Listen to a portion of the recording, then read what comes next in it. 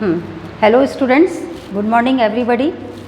Today we have start chapter 24. This chapter 24 belong to unit 6 और यह हमारा bio का सेकेंड पार्ट है blood circulatory system of human, मानव का रक्त परिसंचरण तंत्र। इसके बारे में हम पढ़ेंगे कि रक्त परिसंचरण तंत्र किस प्रकार से ह्यूमन के अंदर मानव में होता है। तो इसमें सबसे पहले हमें ये जानना है, firstly we know when what do you mean circulatory system. आपके रक्त परिसंचरण क्या है? रक्त परिसंचरण यानी ब्लड सर्कुलेटरी सिस्टम क्या है, इसको यहाँ हमने इससे डिफाइन किया है। अब देखिए, blood circulatory system, all the cells of the most of multicellular organisms do not have direct touch with the environment. Clear? यानी जितनी भी आपके मल्टी सेलुलर ऑर्गेनिजम्स की, मल्टी सेलुलर समझ गए, बहुकोशिकीय जीवों की जो समस्त कोशिकाएं होती हैं उनका डायरेक्ट एनवायरनमेंट से कोई संबंध नहीं होता, टच में नहीं होती, वो आई मीन्स संपर्क में नहीं होती हैं। इसलिए so there need of a system which can fulfil the need of gaseous exchange food supply. इसमें देखिए, ध्यान देना आप, गैशियस एक्सचेंज, एक तो गैस विनिमय के लिए और दूसरा फूड सप्लाई, पोषक पदार्थों को सप्लाई करने के लिए, and can take away excretive material, और ये एक्सक्रिएटिव मटेरियल को कम आउट करने के लिए, टेक अवे करने के लिए from a cell of the environment में। तो इसके लिए हमें आवश्यकता पड़ती है एक सिस्टम की, वी नीड सिस्टम, और which system, this system is known as circulatory system. तो ये जो सिस्टम है ये कहलाता है आपका सर्कुलेटरी सिस्टम। यानी क्लियर लैंग्वेज है आपकी पूरी कि all the cell of most multi cellular organism do not have direct touch with the environment, so there need of a system which can fulfil the need of gaseous exchange, यहाँ ध्यान दीजिए आप, food supply, and can take away excreting material from a cell of the environment. तो this system is known as excretive system। यानी हमारा कहने का मतलब ये है इस पूरी डेफिनेशन का कि जितने भी बहुकोशिकीय जीव होते हैं, मल्टी सेलुलर ऑर्गेनिज्म जो होते हैं, उनकी कोशिकाएं, सभी कोशिकाएं जो होती हैं वो वातावरण से सीधे संपर्क में नहीं होती, do not have direct touch with environment, वातावरण से सीधे संपर्क में नहीं होती हैं। ऐसे तंत्र में हमें, मतलब ऐसे तंत्र की आवश्यकता पड़ती है हमें, किसके लिए? गैशियस एक्सचेंज, फर्स्ट गैसीय विनिमय के लिए, दूसरा फूड सप्लाई, खाद्य पदार्थों की आपूर्ति कर सके, ऐसा सिस्टम हमें आवश्यकता पड़ती है, ऐसे सिस्टम की या ऐसे तंत्र की जो आपके गैसीय विनिमय और खाद्य पदार्थों की ये आपूर्ति कर सके। और दूसरा उत्सर्जी पदार्थ, ये एक्सक्रीटरी सिस्टम, इनको भी आपके कोशिका से वातावरण में ले जा सके, from a cell of the environment, कोशिका से वातावरण में ले जा सके। तो ऐसे तंत्र को हम क्या कहते हैं? Circulatory system. तो सबसे पहले फर्स्ट लैंग्वेज आपको ये समझनी पड़ेगी, लेसन का जो इंट्रोडक्शन है, कि ब्लड सर्कुलेटरी सिस्टम क्या है। क्लियर? अब हम आगे प्रोसीड करते हैं। ये ब्लड सर्कुलेटरी सिस्टम हो गया।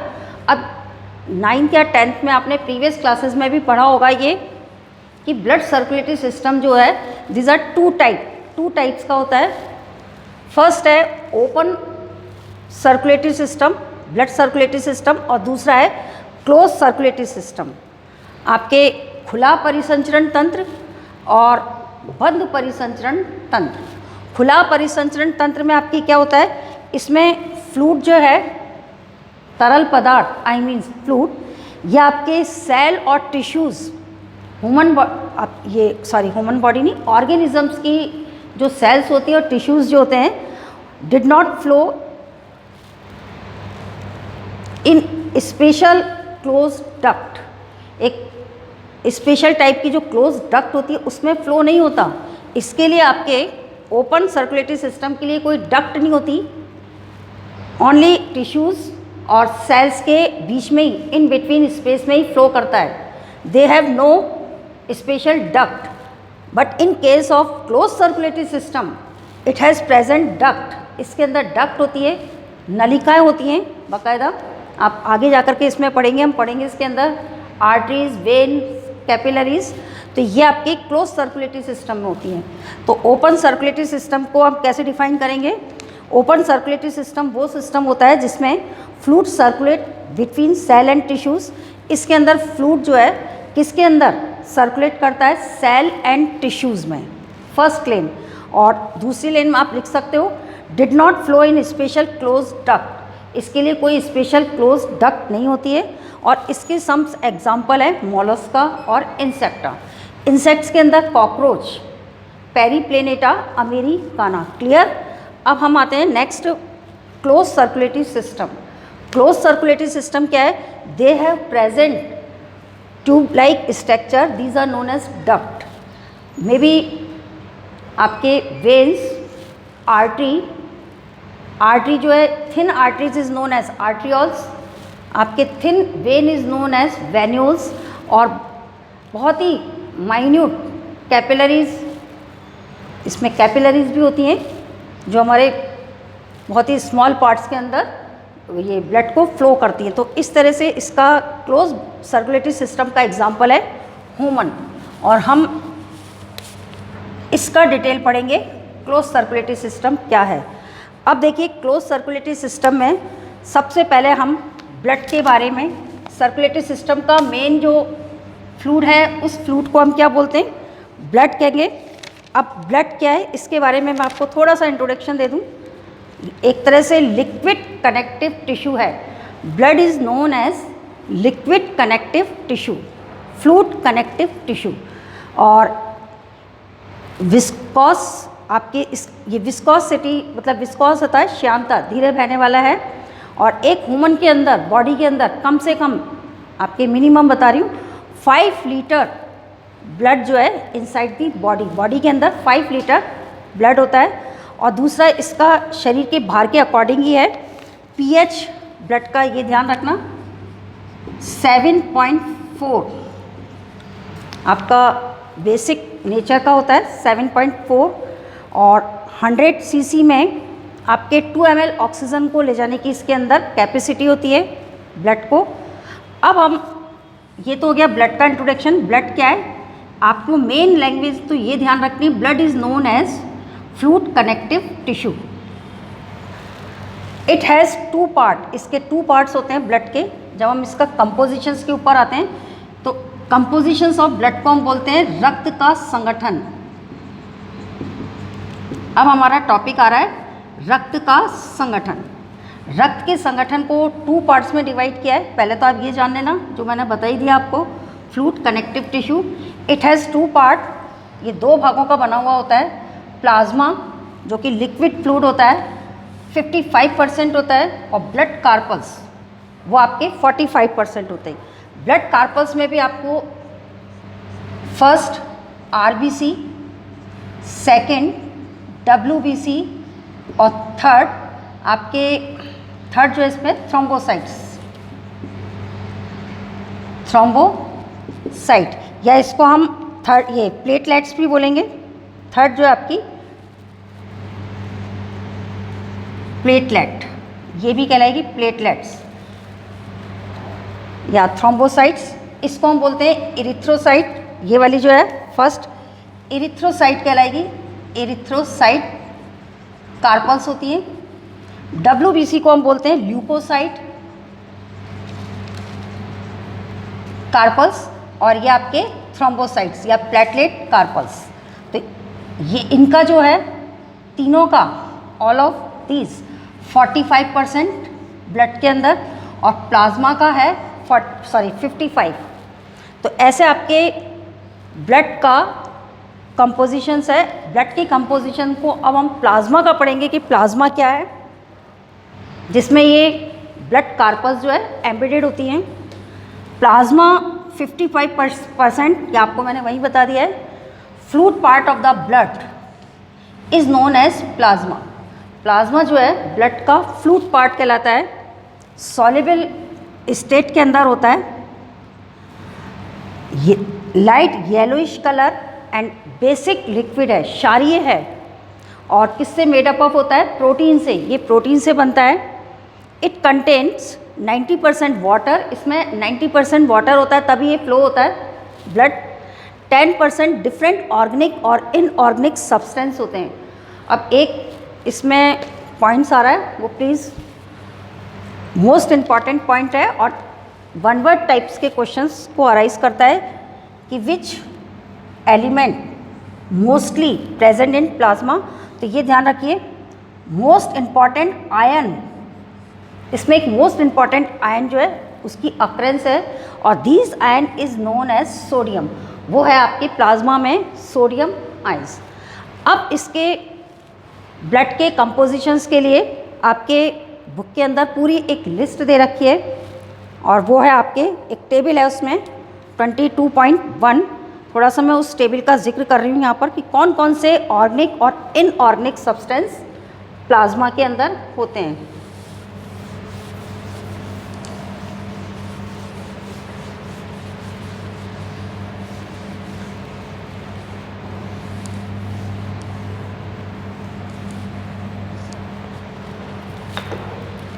देखिए, आप लोग अभी 2020 का बोर्ड का पेपर उठा के देखेंगे तो आपके ये इम्पॉर्टेंट लेसन था, ब्लड सर्कुलेटरी सिस्टम और ह्यूमन हार्ट आया है।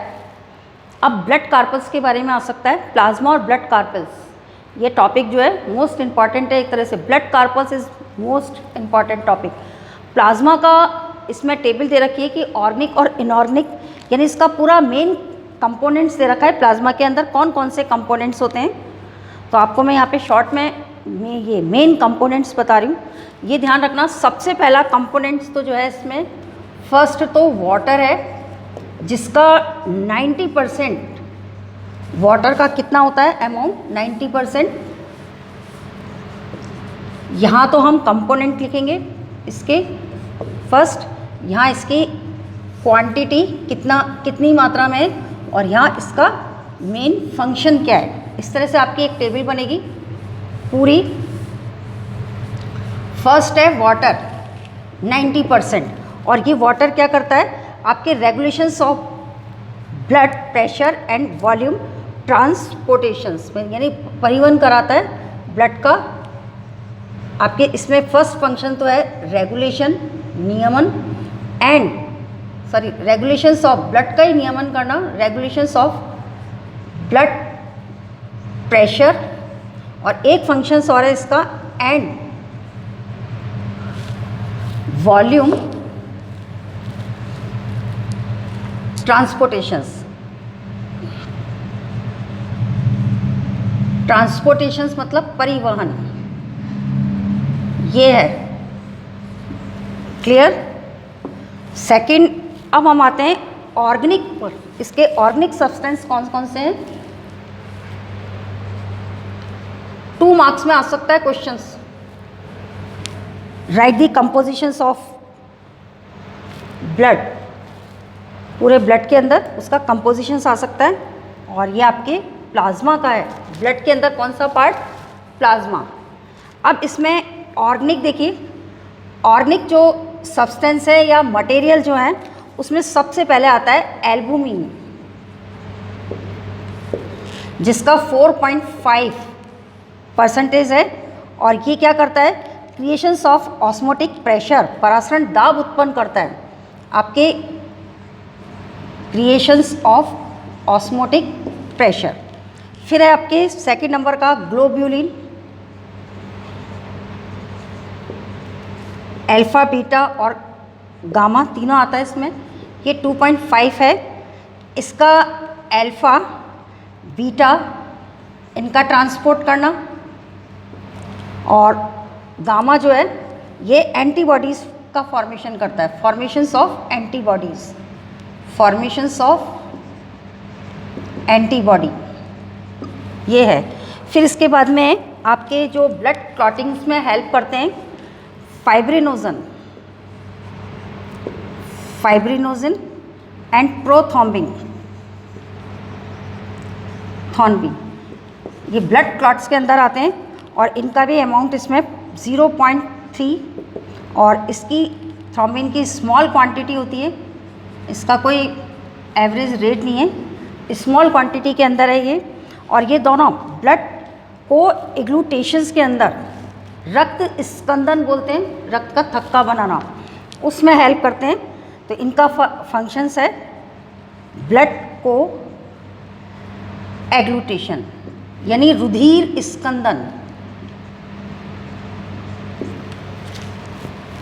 और ये रुधिर स्कंदन जो है ब्लड को एग्लूटेशंस का वर्क होता है आपके ब्लड कार्पस के अंदर प्लेटलेट्स का। अब नेक्स्ट आपके आता है ये ग्लूकोज। इसमें ग्लूकोज का 0.1% है और ये न्यूट्रिटिव होता है। न्यूट्रिटिव मटेरियल एक पोषक पदार्थ है, न्यूट्रिटिव मटेरियल, और सेल फॉर्मेशंस भी करता है इसका फंक्शन। फिर है आपके एमिनो एसिड। प्रोटीन बताया मैंने आपको प्लाज्मा में, तो एमिनो एसिड जो है इसका 0.04% है। ये भी आपका एक तरह से न्यूट्रिटिव मटेरियल है, पोषक पदार्थ है, इसको हम कहेंगे पोषक पदार्थ। फिर एमिनो एसिड के बाद में फैटी एसिड, ग्लिसरॉल, और दूसरा हार्मोन्स, इसमें ये 0.05%।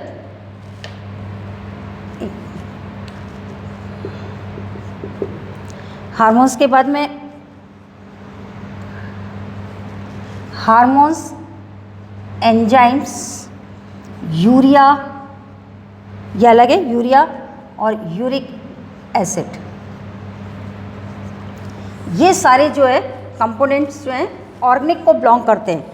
इसमें हार्मोन्स और एंजाइम्स की स्मॉल क्वांटिटी होती है और इसकी यूरिया और यूरिक एसिड की 0.04। तो ये यूरिया और यूरिक अम्ल ये तो वेस्ट मटेरियल होते हैं, ये तो आपकी क्या है, वेस्ट मटेरियल हैं। और ये आपके हार्मोन्स और एंजाइम्स, इनका फंक्शंस है regulating material and bio catalyst. Enzymes और हार्मोन्स क्या होते हैं, आपके रेगुलेटिंग मटेरियल्स होते हैं और बायो कैटेलिस्ट होते हैं, उत्प्रेरक की तरह काम करते हैं, जैव उत्प्रेरक बोलते हैं, बायो कैटेलिस्ट। और आपके फैटी एसिड एंड ग्लिसरॉल जो है ये आपके न्यूट्रिटिव मटेरियल को बिलोंग करता है। तो इस तरह से ये आपके ऑर्गेनिक हो गए। अब इसमें इनऑर्गेनिक देखिए,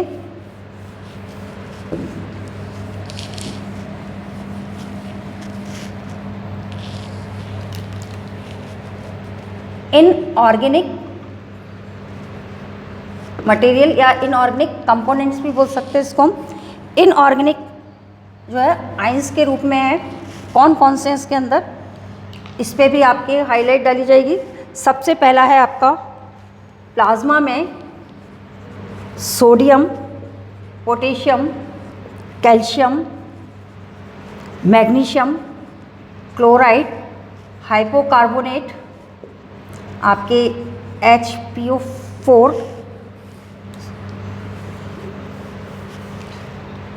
sulphate, etcetera ions are present in inorganic components और किसमें प्रेजेंट ऑफ प्लाज्मा। और इनका 0.9% है। और ये क्या करते हैं, रेगुलेशंस ऑफ सॉलिड पोटेंशियल, इनका फंक्शन है वही रेगुलेशंस ऑफ सॉलिड, आपके पोटेंशियल एंड पीएच, विलेय, विभव और पीएच का नियमन करना। विलेय, पोटेंशियल, विभव और पीएच का नियंत्रण करना, इसका पीएच का नियमन करना। तो इस तरह से आपकी पूरी टेबल बनी हुई है, बुक में भी दे रखी है। तो ये है ऑर्गेनाइजेशंस ऑफ प्लाज्मा, पूरा प्लाज्मा का ऑर्गेनाइजेशंस है। अब हम आते हैं ब्लड कार्पल्स पे। ब्लड कार्पल्स पे हम आज लेंगे आरबीसी, इरिथ्रोसाइट्स। और ये WBC और थ्रोम्बोसाइट्स हम बाद में देखेंगे। सबसे पहले हम लेते हैं RBC। It is most important part of blood circulatory system. RBC जो है ब्लड सर्कुलेटरी सिस्टम का मोस्ट इम्पॉर्टेंट पार्ट है, ये ध्यान रखिए। सबसे पहले हमारा आता है ब्लड कार्पल्स, और which blood corpuscles? RBC।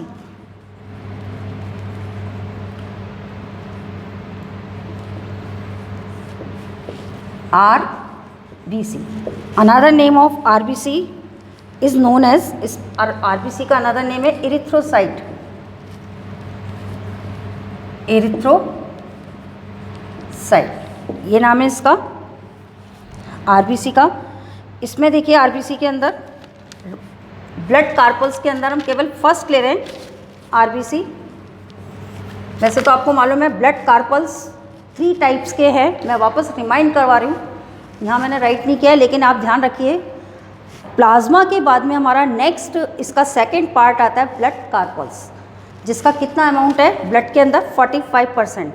Today we have read only RBC और WBC एंड थ्रोम्बोसाइट्स ये हम बाद में देखेंगे, पहले RBC देखते हैं। रेड ब्लड कार्पल्स, लाल रुधिर कणिका, इसको हम क्या बोलते हैं? लाल रुधिर कणिका।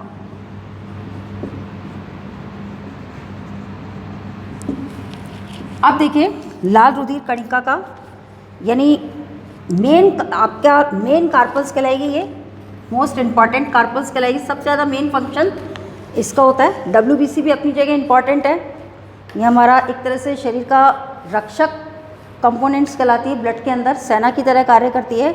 और प्लेटलेट्स का मैंने आपको बता ही दिया, रुधिर स्कंदन का, ब्लड ये को एग्लूटेशंस का वर्क करती है। RBC का देख लीजिए अभी आप, आज इसको लर्न कर लेना RBC को। RBC का शेप कैसा होता है? ऐसे डिक्स लाइक और बाई कॉन्केव, इस तरह का डिक्स लाइक शेप होता है इसका। इसको हम कैसे लिखेंगे? ये इसका जो शेप है डिस्क लाइक,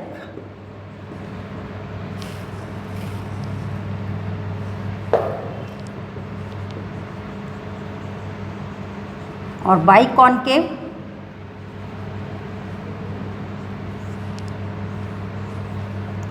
या ये सर्कुलेशन भी कराएगा। ओवल शेप भी बोल सकते हैं इसको हम, ओवल शेप भी बोल सकते हैं। खैर ये तो खैर इसका स्ट्रक्चर है। ह्यूमन के अंदर ये ध्यान रखिए 99% ऑल ब्लड कार्पल्स में से, यानी इन तीनों जो कार्पल्स है 45% में से 99% होती है आपकी ये RBC, और बाकी 1% में WBC और थ्रोम्बोसाइट्स का अलग पढ़ेंगे हम। तो in human blood erythrocytes are 99% of all blood corpuscles. First they are non nucleated, एक और टर्म्स है इसमें नॉन न्यूक्लिएटेड, इसमें बीच में कोई न्यूक्लियस नहीं होता, नॉन न्यूक्लिएटेड है, ये भी ध्यान रखना पॉइंट। नॉन न्यूक्लिएटेड स्फेरिकल डिक्स लाइक शेप, कि इस तरह का जो शेप होता है इसको हम स्फेरिकल भी बोलते हैं, स्फेरिकल डिक्स लाइक शेप। और दीज लेक माइट्रोकॉन्ड्रिया, इसमें माइट्रोकॉन्ड्रिया नहीं होता है, ये भी है। इट्स डायमीटर, अब इसकी डायमीटर देखिए, इसकी डायमीटर है आपके 7 से 8 मिली माइक्रोन, और thickness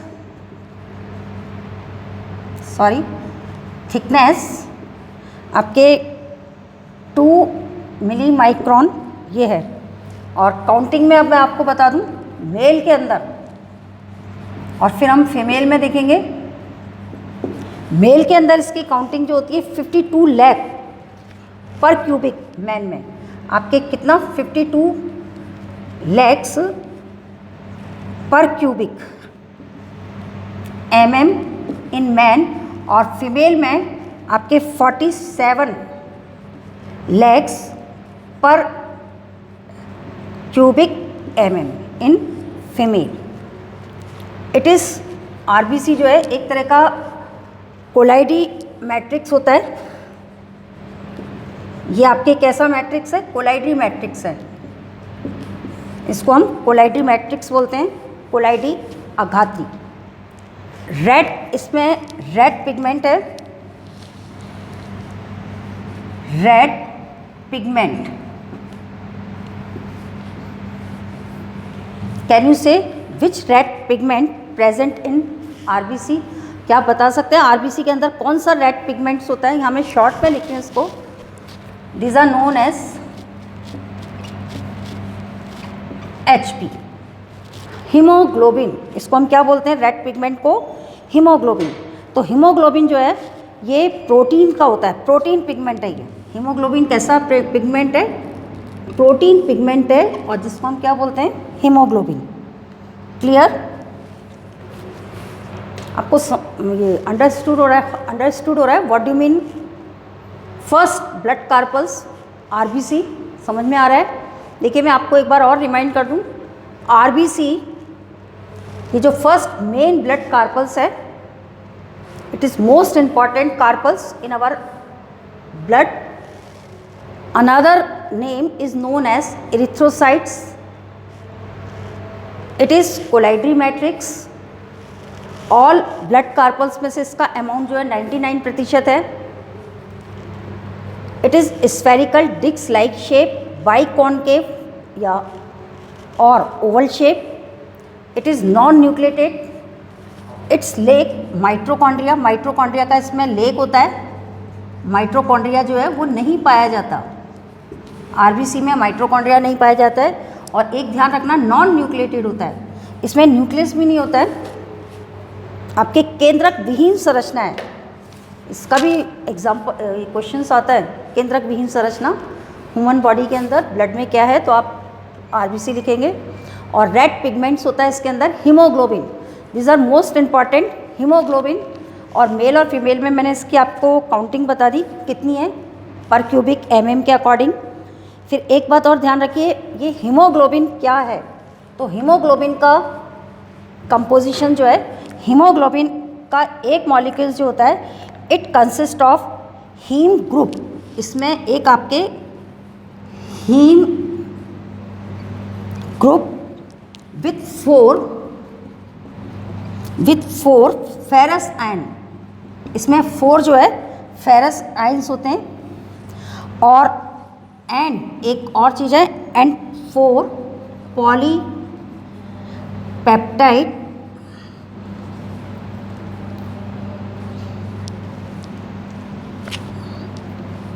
TIDE peptide chain.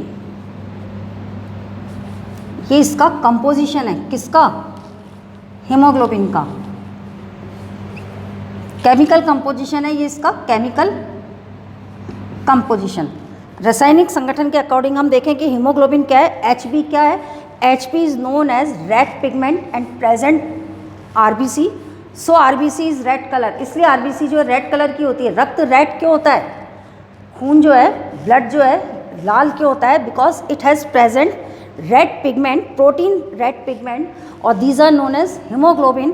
What do mean haemoglobin? Haemoglobin क्या है? Haemoglobin is a haem group with 4 ferrous ion and 4 polypeptides chain.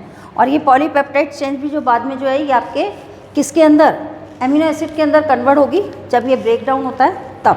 तो ये इसका मेन केमिकल कंपोजिशंस है. तो अब हीमोग्लोबिन का फंक्शंस क्या है ये मैं आपको बता दूं. Haemoglobin combined with oxygen. हम रेस्पिरेशन में जो ऑक्सीजन को टेक इन करते हैं तो उसको कौन कैच करती है? हीमोग्लोबिन.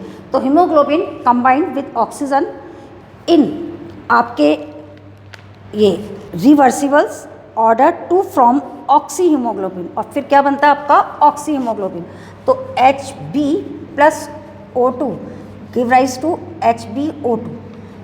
दीज ऑक्सी हीमोग्लोबिन और ऑक्सी हीमोग्लोबिन युक्त जो ब्लड होता है, दीज आर प्योर ब्लड. वो प्योर ब्लड कहलाता है. और जिसके अंदर कार्बन डाइऑक्साइड आती है वो इम्प्योर ब्लड. तो प्योर ब्लड जो है वो आपकी किस में फ्लो होता है? मोस्टली आर्टरीज के अंदर. और बाकी मैं हार्ट के अंदर आपको बताऊंगी. इसमें भी एक ऑप्शंस है जिसके अंदर आर्टरीज के अंदर इम्प्योर होता है, जो आपके लंग्स से आती है. तो ये HbO2 जो है प्योर ऑक्सीजन है. और ह्यूमन के अंदर इसका एवरेज जो है हीमोग्लोबिन का कितना होना चाहिए? 15 ग्राम पर डेसीलीटर रेड ब्लड कार्पस. हम ब्लड चेक कराने जाते हैं तो उसमें कम से कम 15 ग्राम होना चाहिए इसका डेसीलीटर के अंदर। ये इसका एवरेज है। मेल के अंदर अलग है और फीमेल में अलग है। मेल में तो कम से कम 15.8, ये ध्यान रखिए, मेल में 15.8 ग्राम आपके पर डेसीलीटर होना चाहिए हीमोग्लोबिन। और फीमेल के अंदर, ये तो है मेल में, और फीमेल में 13.8 ग्राम पर डेसीलीटर, इतना हीमोग्लोबिन होना जरूरी है। अगर कम हुआ, इससे कम हुआ तो फिर वो क्या कहलाती है, आपके एनीमिक। ये है आपके। अब इसका और देखिए 2-3 मतलब इसमें थीम्स और हैं। फर्स्ट है ब्लड का फॉर्मेशंस कहाँ होता है, ये बनता कहाँ पे है, बोन मैरो। अपनी जो लंबी हड्डियाँ होती हैं उसके अंदर जो मैट्रिक्स भरा रहता है उसको हम बोन मैरो बोलते हैं। तो बोन मैरो जो है इसका फॉर्मेशन प्लेस है। आपके RBC are form in bone marrow and these have life span, इसकी लाइफ होती है अबाउट 120 डेज। लाइफ स्पेन कितनी होगी, 120 डेज, यानी 3 महीने बाद में आपका वापस ब्लड बन जाता है। आप डोनेट करते हैं ये ब्लड को, तो ये 3 महीने बाद में जो ब्लड जो है वापस रिकवर हो जाता है। और फॉर्मेशन भी ध्यान रखिए, इसका फॉर्मेशन जो है बोन मैरो है, इसमें इसका फॉर्मेशंस होता है। और डीकम्पोज कहाँ होती है, इसका विघटन कहाँ पर होता है, ये स्प्लीन और लिवर में। Decomposed spleen and liver, this place is graveyard. ये जो प्लेस है स्प्लीन आरबीसी का ग्रेवयार्ड कहलाता है। ग्रेवयार्ड बोलते हैं कब्रिस्तान, यहाँ दफन होती है आरबीसी। और हर 3 महीने बाद में ये वापस रिकवर हो जाती है। अब प्रोटीन पार्ट का मैं आपको बता दूँ, इसमें यहाँ मैंने ये जो प्रोटीन पार्ट बताया था, हिम ग्रुप विथ 4 आयरन्स, ये भी डिग्रेडेड होते हैं। और ये डिग्रेडेड होकर के इनका जो आयरन वाला पार्ट जो है, ये एफी वाला पार्ट जो है, ये कहाँ पर आपके स्टोर होता है, लिवर के अंदर, इसमें स्टोर होता है। और रेड पार्ट जो होता है, रेड पार्ट ट्रांसफॉर्म होता है और ये आपके किसके अंदर होता है, मतलब रेड पार्ट ट्रांसपोर्ट होकर के 2 प्रोटीन्स के अंदर या 2 पिगमेंट्स के अंदर कन्वर्ट हो जाता है। एक का नाम तो है बिलीरुबिन, इसको हम बोलते हैं बिली, ये वेस्ट मटेरियल होता है एक तरह से, बिलीरुबिन। और बिलीवर्डिन, ये 2 बाइल पिगमेंट्स कहलाते हैं, इसको हम बोलते हैं बाइल पिगमेंट्स। और ये किससे, रेड, आपके रेड पार्ट से बनते हैं, ग्रुप ऑफ रेड पार्ट के अंदर ये दोनों स्टोर होते हैं। तो इस तरह से आपका complete function, structure and function, formation, occurrence और पूरा इसका जो है एक्सप्लेनेशन है रेड ब्लड कार्पल्स का।